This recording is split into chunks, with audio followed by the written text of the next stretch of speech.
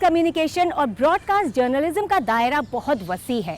ये अपने आप में ही कई और फील्ड समेटे हुए है। आज इंटरनेट के बढ़ते हुए दायरे के सबब इसके अंदर और भी बहुत सारे मीडियम और फील्ड्स आ गए हैं। आज सिर्फ प्रिंट, रेडियो या टीवी ही इसका हिस्सा नहीं है, बल्कि डिजिटल मीडिया और कई ऐसे डोमेन हैं जो इसका हिस्सा बनते जा रहे हैं। और आज के एपिसोड में हम इन्हीं तमाम पहलुओं पर बात करते हुए आपको मास कम्युनिकेशन और ब्रॉडकास्ट जर्नलिज्म की बारीकियों को समझाने की कोशिश करेंगे।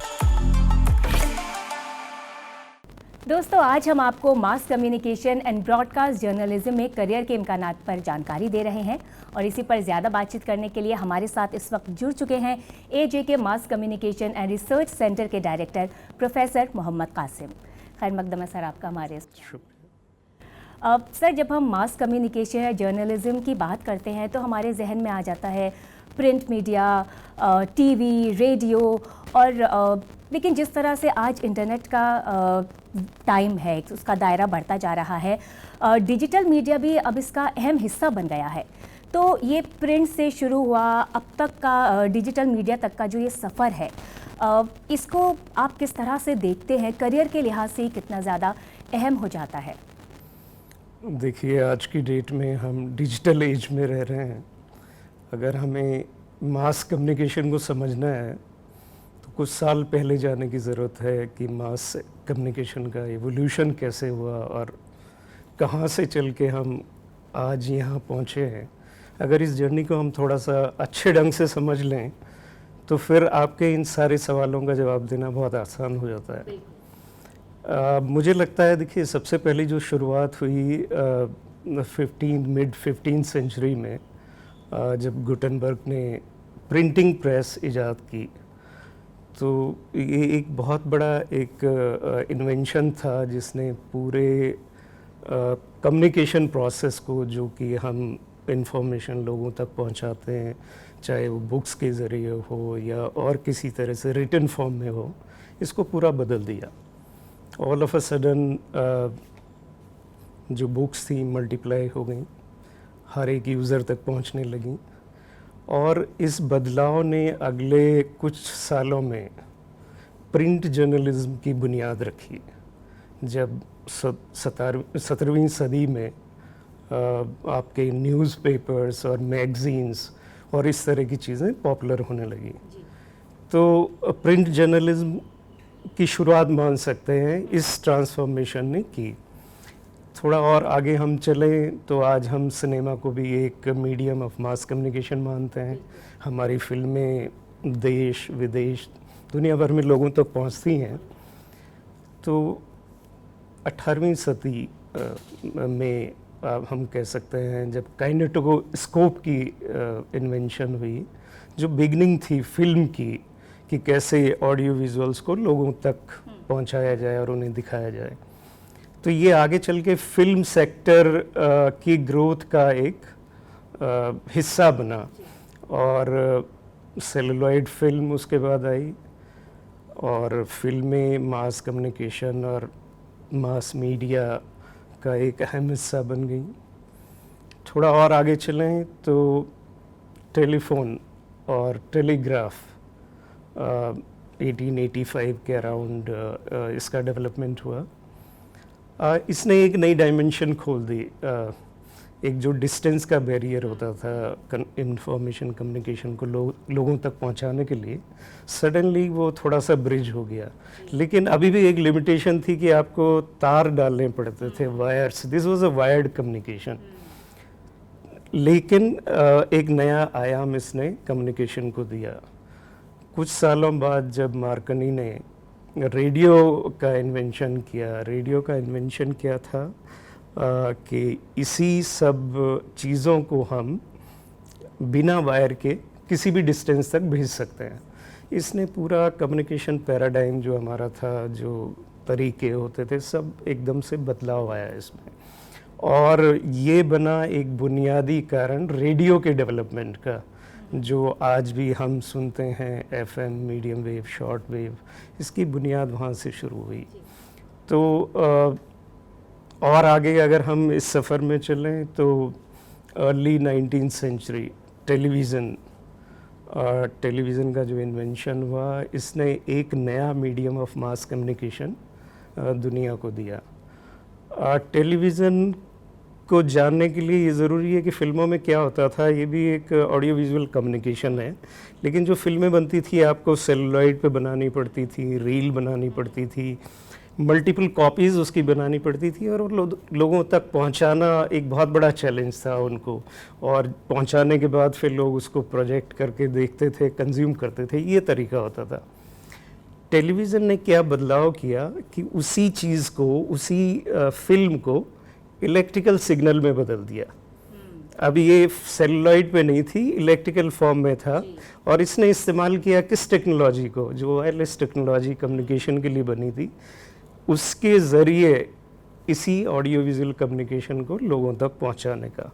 तो ये बहुत बड़ा बदलाव था, और उसका नतीजा ये है कि आज तक भी हम टेलीविज़न को उसी तरह पॉपुलर पाते हैं जैसा उस वक्त था, और इसमें बहुत ज़्यादा बदलाव नहीं हुए हैं।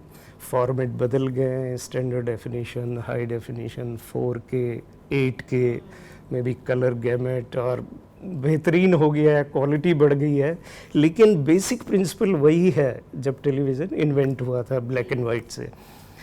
इसके बाद और आगे चले तो 1960-70 के अराउंड क्या हुआ, पर्सनल कंप्यूटर बनने शुरू हुए, और storage media, floppy disk, CD, इस तरह की चीज़ों की ग्रोथ होनी शुरू हुई। तो ये टूल्स जो हैं, ख़ास तौर से personal computer, information processing, storage, manipulation, इसके लिए एक बहुत अच्छा टूल था। ये पूरा डोमेन बाद में जाके आपका आईसीटी, जिसको हम आज कहते हैं इंफॉर्मेशन कम्युनिकेशन टेक्नोलॉजीज़, ये डोमेन बना। अब चैलेंज ये था कि इस डोमेन की जो खूबियाँ हैं, इसमें क्वालिटी भी आप इम्प्रूव कर सकते हैं अपने कंटेंट की, इनको हम कैसे इस्तेमाल करें मास मीडिया के लिए। तो यहाँ पर जो हमारा कंटेंट था उसको हमने डिजिटलाइज करने की कोशिश की, क्योंकि ये सारी डिवाइसेस डिजिटल इंफॉर्मेशन और डिजिटल डोमेन में चलती हैं।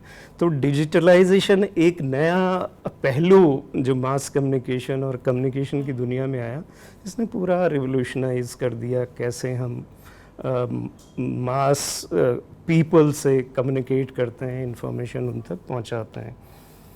2000 के आसपास एक और नया इन्वेंशन आप कह लीजिए या खोज कह लीजिए, इंटरनेट, ये पॉपुलर होना शुरू हुआ, लोगों तक पहुंचना शुरू हुआ, लोग इसको इस्तेमाल करने लगे। तो अभी तक जो कम्युनिकेशन के मीडियम थे, मास मीडिया, आज भी कहते हैं हम कि broadcasting is a linear broadcast, is a one way, ये भी चेंज हो रहा है, बदलाव आ रहे हैं इसमें, अब ऐसा नहीं है, बट 2000 के आसपास तक ये ऐसा ही था। तो इंटरनेट आने से एक नया और मीडियम मास कम्युनिकेशन के लिए अवेलेबल हो गया, जहाँ पर interactivity, two way communication introduce हो गया। 2004-05 में फेसबुक की शुरुआत हुई। अगले 4-5 साल में सोशल मीडिया, नेटवर्किंग साइट्स, इनकी ग्रोथ होनी शुरू हुई, और ये प्लेटफॉर्म एक नई डायमेंशन ले आई इस पूरे कम्युनिकेशन प्रोसेस में। वो डायमेंशन क्या थी? इमीडिएसी और इंटरैक्टिविटी। आप इमीडिएटली किसी भी इंफॉर्मेशन को पूरी दुनिया में पहुंचा सकते हैं। आज हम देखते हैं जर्नलिज्म में डिजिटल फर्स्ट ब्रेकिंग न्यूज़ के लिए इन्हीं सभी प्लेटफॉर्म्स का इस्तेमाल किया जाता है, ताकि वो इंफॉर्मेशन जल्दी से जल्दी मास पीपल तक पहुंच सके। ये टेक्नोलॉजी की ग्रोथ जो हुई इतने सालों में, ये मास मीडिया को भी बदलती रही। मास कम्युनिकेशन कुछ नहीं है, ये कम्युनिकेशन का एक प्रोसेस है। और आगे आप चलें तो 2012-13 के आसपास augmented reality, extended reality, mix reality, virtual reality, ये सब चीज़ें बहुत पॉपुलर होनी शुरू हो गई, बहुत सारे डिवाइसेस आने लगे। तो मास मीडिया ख़ास तौर से कंटेंट साइड में इन सब चीज़ों का बहुत इस्तेमाल होने लगा। और आज की अगर हम बात करें 2016 ऑनवर्ड्स की, तो आर्टिफिशियल इंटेलिजेंस, ये एक अलग ही, जैसा आप इसको ऐसा मान सकते हैं जैसे प्रिंट ने 15वीं सदी में पूरे कम्युनिकेशन प्रोसेस को रिवोल्यूशनाइज किया। प्रिंट डोमेन की एक शुरुआत रखी, एआई भी उसी तरह का एक नया बदलाव लाने जा रहा है। और एआई के साथ ये फ़र्क है कि एआई सिर्फ एक एरिया को अफेक्ट नहीं कर रहा है, ये content creation, production, post production, archiving, storage, distribution और इवन कंजप्शन, यूज़र कैसे कंज्यूम कर रहा है कंटेंट को, इन सारे डोमेन में एआई का इम्पैक्ट हो रहा है। तो मास कम्युनिकेशन आज की डेट से अगर देखा जाए तो इन सारी टेक्नोलॉजीज़ का एक कंबाइंड डोमेन बन गया है, जिनको हम इंफॉर्मेशन डिसेमिनेशन और लोगों तक पहुंचाने के लिए इस्तेमाल कर रहे हैं। बिल्कुल। और सर इन्हीं सब बदलाव के बीच जो ब्रॉडकास्ट जर्नलिज्म है उसका लैंडस्केप भी बदल रहा है। अगर हम किसी प्रोग्राम को ब्रॉडकास्ट करने की बात करते हैं तो प्रिंट मीडिया से अलग हटके रेडियो और टीवी जो है वो एक बहुत बड़ी फील्ड बन जाती है। ऐसे में आपसे ब्रॉडकास्ट जर्नलिज्म की बारीकियों को जानना चाहेंगे, समझना चाहेंगे और जो नए ट्रेंड्स आ रहे हैं उनके बारे में आपका क्या ख्याल है? देखिए, ब्रॉडकास्ट जर्नलिज्म जो एक ट्रेडिशनल कॉन्सेप्ट हम लोगों को समझ में आता है वो इस तरह का है कि रेडियो एंड टीवी उसी को ब्रॉडकास्ट मानते थे। बट ये डिजिटल एज में और जहाँ आज हम हैं 2024 में, ये बहुत बदलाव हो चुके हैं। डिजिटल एक मेजर कंट्रीब्यूटर बन गया है मास कम्युनिकेशन के लिए और ब्रॉडकास्ट के लिए। आपने सुना होगा ओटीटी आजकल बहुत पॉपुलर है, over the top. Over the top क्यों कहते हैं हम इसको? क्योंकि जो टेलीकॉम नेटवर्क्स हैं उनके ऊपर और ओवर ये सारी इंफॉर्मेशन फ्लो करती है, वीडियो, ऑडियो, जो कि टेलीकॉम ऑपरेटर के कंट्रोल में नहीं है। इसको इंफॉर्मेशन को कोई और कंट्रोल कर रहा है, नेटवर्क को कोई और कंट्रोल कर रहा है। तो ओवर द टॉप उससे हम लोग ड्राइव करते हैं। आप ये समझिए कि ओटीटी प्लेटफॉर्म पर आज की डेट में फिल्में रिलीज़ हो रही हैं, जो हम कहते थे ब्रॉडकास्ट डोमेन में रिलीज़ होती हैं। ओटीटी जो प्लेयर्स हैं वो ब्रॉडकास्ट राइट्स के लिए, स्पोर्ट्स इवेंट के राइट के लिए बिड कर रहे हैं, स्पोर्ट्स राइट, उस पर लाइव ब्रॉडकास्ट हो रहा है। तो radio, TV, OTT, internet, multiple platforms जो हैं ये सब ब्रॉडकास्ट का हिस्सा बन चुके हैं। और हर एक मीडिया की, हर एक प्लेटफॉर्म की अपनी खासियत है, अपनी यूज़फुलनेस है। यूज़र के एंगल से अब ऐसा बदलाव आता जा रहा है कि उनको कंटेंट चाहिए, कहाँ से आ रहा है उनको इसके बारे में बहुत ज़्यादा सोचने की ज़रूरत नहीं है। तो ये जो कन्वर्जेंस हुआ है कंटेंट का, डिलीवरी प्लेटफॉर्म्स का, इसकी वजह से पूरा ब्रॉडकास्ट डोमेन ही बदल गया है। तो हम ये नहीं कह सकते कि रेडियो और टीवी ही ब्रॉडकास्टिंग है। इनफैक्ट अगर आप फिक्की और इनकी एक रिपोर्ट आती है सालाना जिसमें मीडिया इंडस्ट्री की एनालिसिस होती है, उसको देखें तो 7 या 8 इम्पॉर्टेंट सेक्टर्स में वो पूरे मीडिया इंडस्ट्री को डिफाइन करते हैं। Print, film, television, radio, visual effect and animation बहुत बड़ा एरिया है, digital, OOH, out of house मतलब जो रिमूवेबल मीडिया, ख़ास तौर से म्यूज़िक, डीवीडी, ये एक बहुत बड़ा सेक्टर है।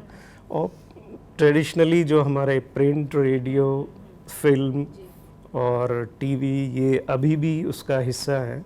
और इसकी ग्रोथ पे आप नज़र मारें तो रेडियो और टीवी ऑलमोस्ट बहुत सालों से स्टैटिक है, बहुत ग्रोथ नहीं है, बल्कि कुछ ग्रोथ कम होती जा रही है। जबकि दूसरे जो डोमेन्स हैं, जैसे आपका डिजिटल है, एनिमेशन, गेमिंग, विजुअल इफ़ेक्ट्स, ये बहुत तेज़ी से बढ़ते जा रहे हैं। तो आज की डेट में ब्रॉडकास्ट डोमेन और ब्रॉडकास्ट जर्नलिज्म और ब्रॉडकास्ट मीडिया कहना ये बहुत सही नहीं होगा, क्योंकि ये बाउंड्रीज़ ब्लर होती जा रही हैं, एक दूसरे में मर्ज हो रही हैं। तो बहुत सारे ऑप्शंस हमारे पास अवेलेबल हैं इसके। जी, अब सर डिजिटल मीडिया के आने के बाद से मास कम्युनिकेशन में नौजवानों के लिए रोज़गार के मौके तो बढ़े ही हैं, साथ ही चैलेंजेस भी बढ़े हैं उनके लिए। इसको आप किस तरह से देखते हैं? देखिए, चैलेंजेस और अपॉर्चुनिटीज़ ये साइड बाय साइड चलते हैं। जब अपॉर्चुनिटीज़ आती हैं तो चैलेंजेस उसका एक हिस्सा है। तो युवाओं के लिए ऑप्शंस, जैसा कि हमने कहा, पूरा डोमेन एक्सपेंड हो गया है, बहुत सारे फील्ड्स बन गए हैं, तो अपॉर्चुनिटीज़ बढ़ी हैं। लेकिन ख़ास तौर से जर्नलिज़्म की अगर हम बात कर रहे हैं तो मैं ये शेयर करना चाहता हूँ कि अगर जैसे हम लोग इंटरव्यूज़ करते हैं स्टूडेंट्स के यहाँ पर, और उनसे पहला सवाल यही पूछा जाता है कि आप जर्नलिज्म क्यों करना चाहते हैं, तो हर एक स्टूडेंट का यही जवाब होता है कि मैं कुछ इश्यूज़ रेज़ करना चाहता हूँ, जो वॉइसलेस हैं उनको वॉइस देना चाहता हूँ, जो समाज में कुछ बदलाव लाना चाहता हूँ। लेकिन ये सब चीज़ें और जो आपके रोज़गार के अवसर और जो अपॉर्चुनिटीज़ हैं, उनमें एक बैलेंस और तालमेल बिठा पाना आज के वक्त में काफ़ी मुश्किल है, क्योंकि जो अपॉर्चुनिटीज़ हैं आपको, वो किसी ऑर्गेनाइजेशन में हैं। ऑर्गेनाइजेशन में जब आप काम करते हैं किसी भी रोल में, चाहे वो आप प्रोड्यूसर हों या राइटर हों या आपका कोई और एडिटर का रोल है, कोई भी रोल है, तो बहुत सारे उसके पहलू होते हैं जो ऑर्गेनाइजेशन के प्रायोरिटीज़ और रिक्वायरमेंट के हिसाब से डिसाइड होते हैं। तो सबसे बड़ा चैलेंज जो यूथ के लिए मुझे लगता है वो यही है कि एक्सपेक्टेशंस फ्रॉम प्रोफेशन और एक्चुअल जो आपको डिलीवर करना है प्रोफेशन में, उसमें कैसे तालमेल और बैलेंस बनाया जाए, एक ये बड़ा चैलेंज है। इसके अलावा जो रिक्वायरमेंट है, पहले आप एक राइटर होते थे, वही आपको एक सक्सेसफुल मकाम तक पहुंचा देता था। आज की डेट में आपका मल्टीटास्किंग और मल्टी स्किल्स होना बहुत ज़रूरी हो गया है। तो आप वीडियो जर्नलिस्ट, आप कैमरा भी खुद कर रहे हैं, एडिटिंग भी खुद कर रहे हैं, पैकेज भी खुद बना रहे हैं और उसको अपलोड भी कर रहे हैं डिफरेंट चैनल्स पे। तो इस तरह की स्किल सेट ये आज के जो डिजिटल एज के लिए रिक्वायर्ड हैं, ये बहुत ज़रूरी हो गई हैं। सर, कहा जाता है कि पर्दे के पीछे का जो काम होता है वो बहुत ज़्यादा अहम हो जाता है। हमारे सामने कोई भी प्रोग्राम पेश किया जाता है, चाहे वो रेडियो पे हो या टीवी पे हो, उसके पीछे, उसको बनाने के पीछे एक पूरी टीम होती है जो मेहनत कर रही होती है। तो जर्नलिज्म में खासकर अगर टीवी की हम बात करें तो किस तरह की रोल्स एंड रिस्पॉन्सिबिलिटीज़ निभानी पड़ती हैं और करियर के लिहाज से कितना अहम हो जाता है नौजवानों के लिए? देखिए, कोई भी मीडिया प्रोडक्ट है, चाहे वो न्यूज़ हो, फिल्म हो, टेलीविज़न के लिए है, ये कोलैबोरेटिव एक्सरसाइज है, जहाँ पर कई लोग मिलके एक प्रोडक्ट और एक पैकेज पर काम करते हैं और उसको क्रिएट करते हैं। तो आज के टाइम में जर्नलिस्ट के लिए बहुत सारे रोल्स अवेलेबल हैं, क्योंकि फील्ड इतना बढ़ गया है। हम इसको टीवी के नज़रिए से ना देखें कि टेलीविज़न और behind the camera, digital space में इमेंस अपॉर्चुनिटीज़ हैं जहाँ पर लोग कर सकते हैं। इसके अलावा सबसे डिजिटल डोमेन में सबसे बड़ा ट्रांसफॉर्मेशन ये हुआ है कि लोगों के पास फ्रीलांस और एज ए इंडिपेंडेंट जर्नलिस्ट काम करने की बहुत सारी अपॉर्चुनिटीज़ बढ़ी हैं। सर, जामिया मिल्लिया इस्लामिया के AJK MCRC की अगर हम बात करें तो किसी तारुफ की ज़रूरत नहीं है। इसने ये नौजवानों को टीवी और फिल्मों से जुड़े तकनीकी पहलुओं को सिखाने में अपनी एक अलग पहचान रखता है। ऐसे में आपसे जानना चाहेंगे कि हालिया दिनों में यहाँ क्या कुछ ख़ास हुआ है, कौन कौन से नए कोर्सेज़ हैं जो इंट्रोड्यूस हुए हैं, क्या कुछ है नौजवानों के लिए? देखिए, MCRC दो चीज़ों के लिए जाना जाता रहा है और अभी भी जाना जाता है। एक क्रिएटिव परस्यूट, द स्टूडेंट्स जो यहाँ पर जितने भी आए उन्होंने एक्सेल किया है इसमें, और यहाँ का जो टीचिंग लर्निंग प्रोसेस है, जो हमारा USP है कि हम उनको हैंड्स ऑन ट्रेनिंग, जो भी एक बेहतरीन इंफ्रास्ट्रक्चर है, इक्विपमेंट है, उस पर देते हैं। अगर आप देखें 1982 में जब इस सेंटर को एस्टेब्लिश किया गया तो मुल्क में टेलीविज़न बहुत ज़्यादा स्प्रेड नहीं था, सिर्फ दूरदर्शन के ही कुछ चैनल उस वक्त होते थे। तो उस वक्त जो हमारे फाउंडर AJ किदवई साहब थे, वो एक रिटायर्ड ब्यूरोक्रेट थे, he was a great visionary. उस वक्त उन्होंने सोचा कि टेलीविज़न सेक्टर अगले कुछ सालों में किस तरह से इस मुल्क में एक्सपेंड होने जा रहा है, और 82 में उन्होंने बुनियाद रखी इस सेंटर की। बुनियाद किस तरह से रखी, उन्होंने इसको ट्रेडिशनल मास कम्युनिकेशन सेंटर नहीं बनाया। आपको मालूम होगा IMCs प्रिंट जर्नलिज्म में बहुत पहले से एस्टेब्लिश थे। 1965 में बना था IMC Delhi. So print sector पहले से ही बहुत मैच्योर था देश में, लेकिन उन्होंने फोकस रखा content creation, television and film, जो कि उस वक्त अनहर्ड था, सोच नहीं सकता था कोई। 82 के कुछ साल बाद जब गल्फ वॉर हुआ और लोगों ने टीवी न्यूज़ सडनली बहुत इम्पॉर्टेंट हो गया, डिस्ट्रीब्यूशन, व्यूअरशिप बढ़ गई, तो इंडिया में भी केबल टीवी, सैटेलाइट 2002, 4, 5 और उसके बाद एक्सपोनेंशियल ग्रोथ हुई इस सेक्टर की। तो इस सेंटर को उस वक्त जो उन्होंने एक विज़न दिया कि हमें किस तरह के प्रोफेशनल्स बनाने हैं और आने वाले वक्त में किस तरह के प्रोफेशनल की ज़रूरत है, जो क्रिएटिव हों, थिंकिंग प्रोफेशनल्स हों और टेक्नोलॉजी और इक्विपमेंट, ट्रेनिंग, स्किल सेट जिनके पास बेहतरीन हो। तो वही इतने सालों से चला आ रहा है, वही हमारा USP है। उस वक्त एक प्रोग्राम से शुरुआत की थी MA मास कम्युनिकेशन से, आज हमारे पास 9 प्रोग्राम हैं। उसके बाद हम लोगों ने कन्वर्जेंट जर्नलिज्म का प्रोग्राम शुरू किया और MA इन डेवलपमेंट कम्युनिकेशन शुरू किया, एनिमेशन विजुअल इफ़ेक्ट्स में MA शुरू किया, डिप्लोमा प्रोग्राम शुरू किए, एक्टिंग में डिप्लोमा प्रोग्राम है, ब्रॉडकास्ट टेक्नोलॉजी में डिप्लोमा प्रोग्राम है, फोटोग्राफी में डिप्लोमा प्रोग्राम है।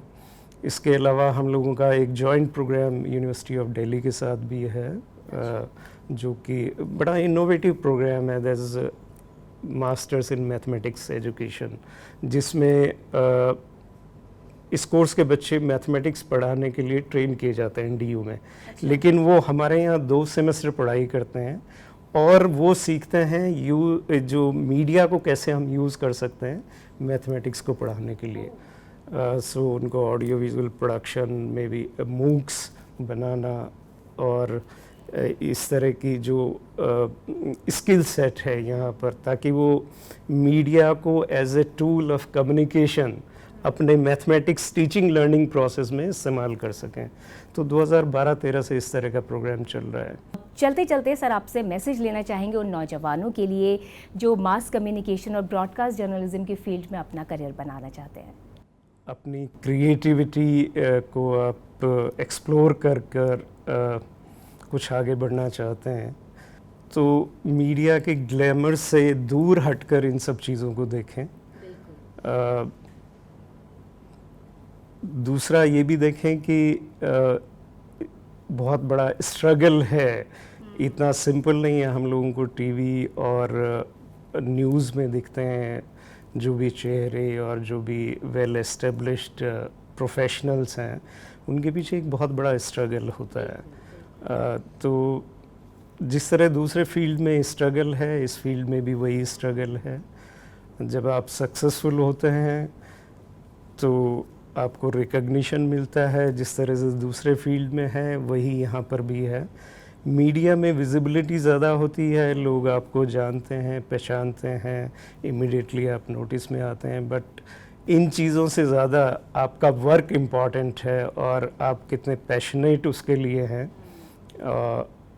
इसके अलावा ये बहुत इम्पॉर्टेंट है कि आप मीडिया में करना क्या चाहते हैं। आप जर्नलिस्ट बनना चाहते हैं, जर्नलिस्ट बनने के लिए बहुत सारे ऑप्शंस हैं। क्या आप स्पोर्ट्स जर्नलिज्म करना चाहते हैं, इन्वेस्टिगेटिव जर्नलिज्म करना चाहते हैं, कॉन्फ्लिक्ट रिपोर्टिंग करना चाहते हैं। हर एक के अपने चैलेंजेस हैं, हर एक का अपना एक रिकग्निशन है और वर्क स्टाइल है, डिफ़िकल्टीज़ हैं। इसी तरह से मीडिया में आप क्या डॉक्यूमेंट्री प्रोडक्शन में जाना चाहते हैं, फिल्म प्रोडक्शन में जाना चाहते हैं, तो ये क्लैरिटी ऑफ थॉट और क्लैरिटी ऑफ विज़न होना चाहिए कि मैं करना क्या चाहता हूँ। बहुत बहुत शुक्रिया सर, आपने अपने बिजी स्केड्यूल से हमारे लिए वक्त निकाला और इस फील्ड पे हमें ये तमाम जानकारियाँ दी। बहुत बहुत शुक्रिया आपका। शुक्रिया, थैंक यू। तो दोस्तों, ये थे प्रोफेसर मोहम्मद कासिम, जो हमें मास कम्युनिकेशन और ब्रॉडकास्ट जर्नलिज्म के बारे में काफ़ी कुछ बता रहे थे, उसकी बारीकियां समझा रहे थे। चलिए बढ़ते हैं आगे और अब बात करते हैं नौकरियों और एडमिशन के बारे में। अपने अगले सेगमेंट में हम आपको बताएंगे कि आपके लिए इस वक्त कहाँ कहाँ नौकरियाँ मौजूद हैं और कौन कौन से कोर्सेज में आप एडमिशन ले सकते हैं। आइए जल्दी से देख लेते हैं।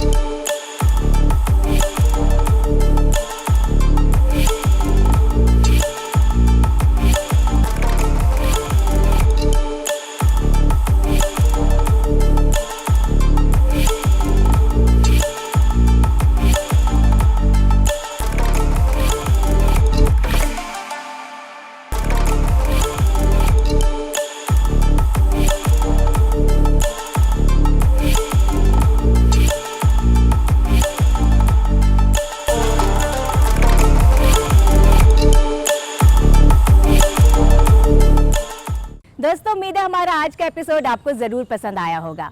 अगले हफ्ते एक नए करियर फील्ड की जानकारी के साथ आपसे फिर होगी मुलाकात। तब तक के लिए मुझे दीजिए इजाज़त। आदाब।